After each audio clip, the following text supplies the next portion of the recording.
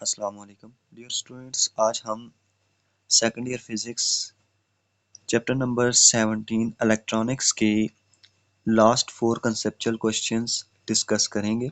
इससे पिछली वीडियो में हम लोगों ने फर्स्ट 5 कंसेप्चुअल क्वेश्चंस डिस्कस किए थे, तो वो वहाँ पर वीडियोस में पड़ी हुई है, तो आप वहाँ से उसको देख सकते हैं। तो चलते हैं अपने क्वेश्चन नंबर 6 की तरफ। क्वेश्चन नंबर 6 में कह रहा है P type semiconductor has large number of holes but still it is electrically neutral. Why? P type semiconductor कहते हैं उसमें लार्ज नंबर ऑफ होल्स बनते हैं लेकिन स्टिल इलेक्ट्रिकली न्यूट्रल होता है, ऐसा क्यों?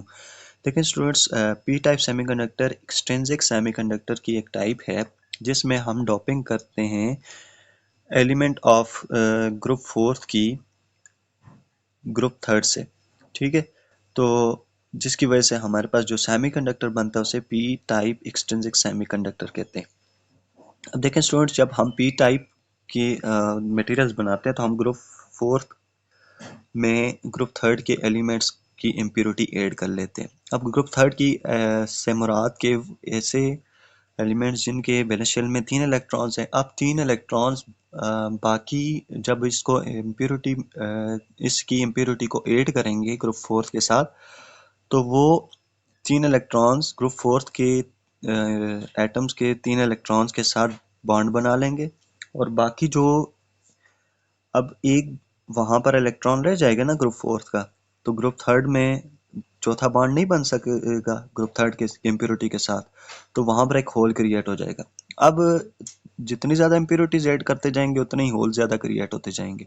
तो हमें यहाँ से ये लग रहा है कि ये होल्स चूंकि हमने इन्हें पॉजिटिव चार्ज कहा है, तो हमें ये लगता है कि यहाँ पॉजिटिव चार्जेस ज़्यादा होंगे। तो लगने से ऐसा लगता है कि जैसे यहाँ पर एक पॉजिटिव चार्ज की वजह से ये पॉजिटिव चार्ज मटेरियल बन गया तो इस पर पॉजिटिव चार्ज आ जाएगा ना। तो एक्चुअल में ऐसा नहीं होता ना। ऐसा इस वजह से नहीं होता क्योंकि जब हम इम्प्योरिटी ऐड करते हैं तो उसको एज अ होल ऐड करते हैं, तो वो तो अपने आप में न्यूट्रल है। तो आप जर्मेनियम या सिलिकॉन में ऐड कर रहे हैं तो वो भी तो स्टिल न्यूट्रल है। किसी भी चीज़ पर चार्ज तब आता है जब वहाँ से इलेक्ट्रॉन्स लॉस हों या वहाँ पर इलेक्ट्रॉन्स की एडिशन हो। आप यहाँ पर देखें इलेक्ट्रॉन्स लॉस भी नहीं हो रहे, यहाँ पर कोई एक्स्ट्रा इलेक्ट्रॉन अंदर आ भी नहीं रहा, तो स्टिल जो आपका मटेरियल बन रहा है वो इलेक्ट्रिकली न्यूट्रल ही होगा। तो इसको पढ़ लेते हैं। P type semiconductor is electrically neutral because the atom from which this semiconductor made is electrically neutral as a whole. A p-type semiconductor is formed by doping pure germanium or silicon crystals with suitable impurity atoms of group 3 elements. As the impurity atoms take the positions of germanium atoms in germanium crystal, its 3 valence electrons form covalent bonds by sharing electrons with the neighboring 3 atoms of germanium, whereas the fourth covalent bond is left incomplete. This creates a hole. Since the atom on the whole is electrically neutral and no electron is added to or taken out during the formation of p-type semiconductor, therefore we can say the p-type semiconductor is also neutral. Now students, next question पर चलते हैं। Why common emitter configuration is widely used in amplifier circuits?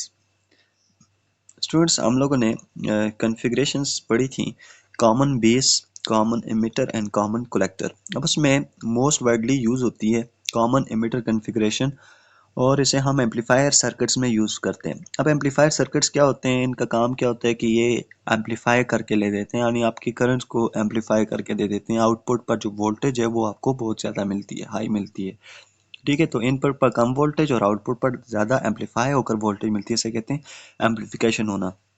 ना वहाँ पर amplification के लिए आप क्या यूज़ करते हैं, कॉमन एमिटर कॉन्फ़िगरेशन यूज़ करते हैं। अब इसके रीज़न क्या है?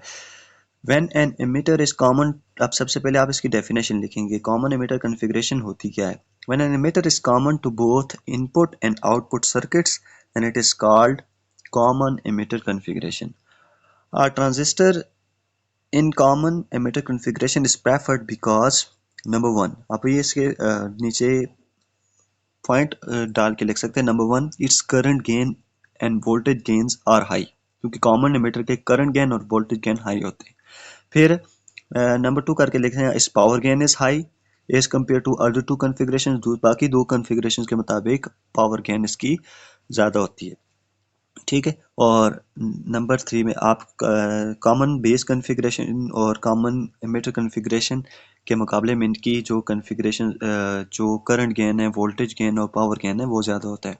और फिर लास्ट में आप इसमें यूँ भी लिख सकते हैं कि इसका जो बीटा फैक्टर है उस वो की वैल्यू अप्रॉक्सीमेटली इक्वल्स टू 1 आती है। ठीक है, तो उसमें करंट गेन जो है वो हाई होता है, इसी वजह से उनके जो बीटा फैक्टर्स की जो रेशो है, ठीक है, वो आपस में अप्रॉक्सीमेटली इक्वल्स टू 1 आती है। तो इसी वजह से कॉमन एमिटर कॉन्फ़िगरेशन को हम वाइडली यूज़ करते हैं।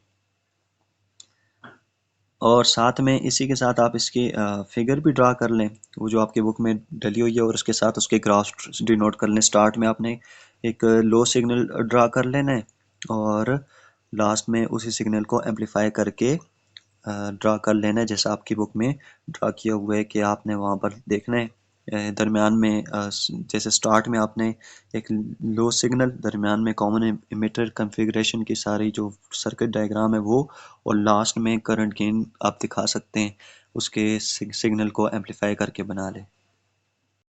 Question number 8 is why transistor is called current amplification device. Transistor को हम करंट एम्पलीफिकेशन डिवाइस क्यों कहते हैं? ठीक है स्टूडेंट्स, ट्रांजिस्टर की एप्लीकेशंस पढ़ी थी। Transistor as an amplifier and transistor as a switch.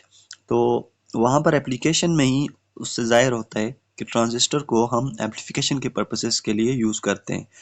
तो देखते हैं यहाँ पर, a transistor is called current amplification device because it is use to amplify signals, current, voltage और पावर। यही वही बात आ जाती है जो ऊपर हम लोगों ने की हुई है। ठीक है, तो वहाँ पर ट्रांजिस्टर यूज़ करते हैं, और ट्रांजिस्टर में इसलिए यूज़ करते हैं क्योंकि ये करंट को, वोल्टेज को और आपकी पावर है उसको मैक्सिमम एम्पलीफाई करके दे देता है। एक्सप्लेनेशन में, when a BJT bipolar junction transistor is operated in active region, it amplifies a small signal given at input several hundred times up to 400 times in the output signal। यानी given में आपको जो input आपको दी जा रही है उसमें छोटा सिग्नल दिया जा रहा है, तो वो उसको 400 टाइम्स ज़्यादा एम्पलीफाई करके आउटपुट में दे देता है आपको। Usually common emitter configuration is use for this purpose.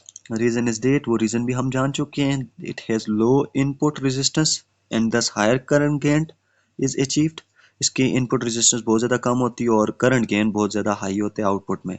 Current amplification which shows by how much times a current gain at the input is increased at the output clearly indicates that transistor is a current amplification device। यहाँ से इस sentence में ये कह रहा है कि current amplification का जो सिग्नल आपको मिलता है उससे हम यही पता लगता है कि जो आप इनपुट में सिग्नल देते हैं बहुत छोटा देते हैं, और जब दरमियान में आप यूज़ करते हैं ट्रांजिस्टर, मोस्टली जो कॉमन एमिटर कॉन्फ़िगरेशन यूज़ करते हैं, तो वो आउटपुट में आपको एक बड़े करंट गेन का सिग्नल दे देते हैं, जिससे हमें यही जाहिर होता है कि ट्रांजिस्टर जो है वो एक करंट एम्पलीफिकेशन डिवाइस है। Now last question is, a doped semiconductor has 10 raised to the power 10 silicon and 10 trivalent atoms.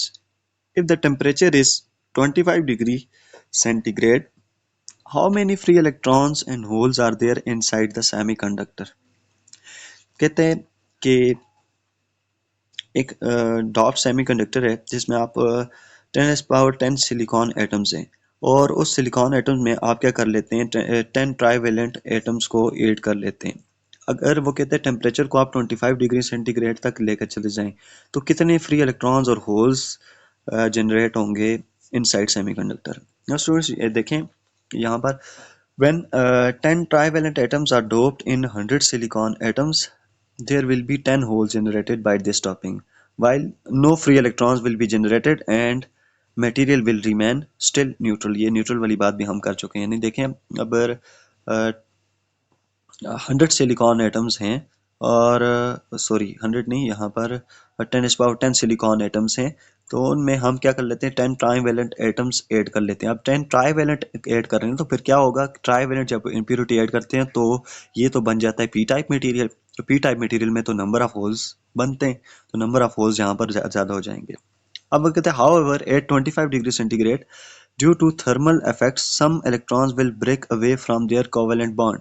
अब स्टूडेंट देखें, जब जैसे आप टेम्परेचर इंक्रीज करते हैं 25 डिग्री सेंटीग्रेड पर तक लेकर जाते हैं, तो वो 25 डिग्री सेंटीग्रेड पर तो आपको पता है सेमीकंडक्टर जो है वो अपने बॉन्ड्स को ब्रेक करना स्टार्ट हो जाता है। अब बॉन्ड को जैसे ही ब्रेक होगा तो इसका मतलब है कुछ इलेक्ट्रॉन्स जो हैं वो अपने बॉन्ड्स को ब्रेक करके, अपने कोवेलेंट बॉन्ड को जो ब्रेक करके वो क्या होंगे, कंडक्शन बैंड की तरफ मूव करना स्टार्ट हो जाएंगे और वो फ्री हो जाएंगे and can reach the conduction band to become a free carrier leaving a hole in the valence band। तो रिजल्ट में वो जैसे ही कंडक्शन बैंड में चले जाएंगे तो पीछे एक होल छोड़ते जाएंगे। There is no such formula to calculate exactly the number of free electrons and holes inside the semiconductor at given temperature। अब स्टूडेंट्स देखें, जितने ज़्यादा होल्स बनेंगे, जितने ज़्यादा इलेक्ट्रॉन्स ऊपर जाएंगे उतने ज़्यादा पीछे होल बनते जाएंगे। अब वैसे एज सच इसके लिए कोई फार्मूला नहीं है, लेकिन अगर आप एवोगैड्रोस नंबर का कंसेप्ट यूज़ करके तो इसको फाइंड करते हैं, इनके अप्रोक्सीमेशन के कितने नंबर ऑफ एटम्स वहाँ पे बनेंगे, तो एवोगैड्रोस नंबर्स के अप्रोक्सीमेशन से हम इसको फाइंड आउट कर भी सकते हैं कुछ हद तक। In the present case, we can only say that 10 holes will be more in number than the number of electrons।